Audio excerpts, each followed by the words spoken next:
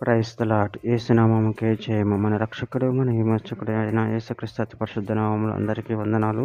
చిన్న ప్రార్థన ద్వారా ఉదయకాల వాక్యదానం చేసుకుందాము. పరిశుద్ధుడ మహాగణుడైన దేవ యేసయ్య, సర్వాధికారి అయిన మీకు వేలాది వందనములు, కృతజ్ఞత స్తుతి స్తోత్రం చెల్లించుకుంటాను దేవ.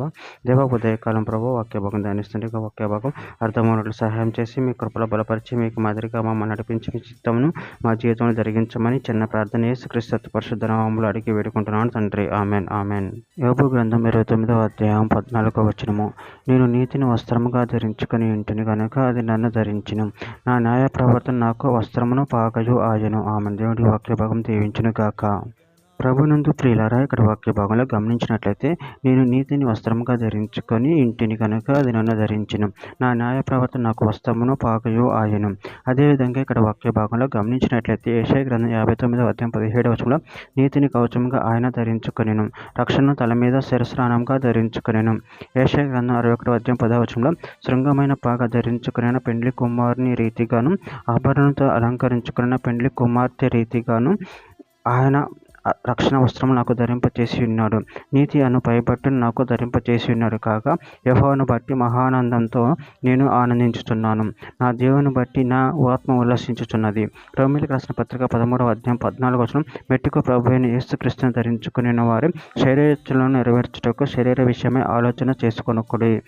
తెస్సలోనికీయులకు రాసిన మొదటి పత్రిక 5వ అధ్యాయం 8వ వచనంలో మనము పగటివారమై ఉన్నాము గనుక మత్తలమై ఉండక విశ్వాస ప్రేమను కవచం ధరించు, రక్షణ నిరీక్షణను వస్త్రమును ధరించుకుందాము.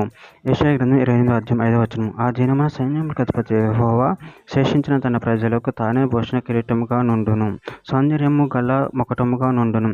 యెషయా గ్రంథం 62వ అధ్యాయం 3వ వచనం. నువ్వు యెహోవా చేతిలో భూషణ కిరీటముగాను నీ దేవుని చేతిలో రాజకీయ ముకుటముగాను ఉండువు. ఎఫెసీయులకు రాసిన పత్రిక 4వ అధ్యాయం 24వ వచనం. నీతి యథార్థమైన భక్తి గలవారే దేవుని పోలికగా సృష్టింపబడిన నవీన స్వభావమును ధరించుకొనవలెను. చివరిగా ఒక మాట. పేతురు రాసిన మొదటి పత్రిక 5వ అధ్యాయం 5వ వచనం. చిన్నలారా, మీరు పెద్దలకు లోబడి ఉండిడి. మీరందరూ ఎదుటివాని ఎడల దీన మనసు అను వస్త్రమును ధరించుకొని మిమ్మల్ని అలంకరించుకొనుడి. దేవుడు అహంకారం ఎదిరించి దీనులకు కృప అనుగ్రహించును.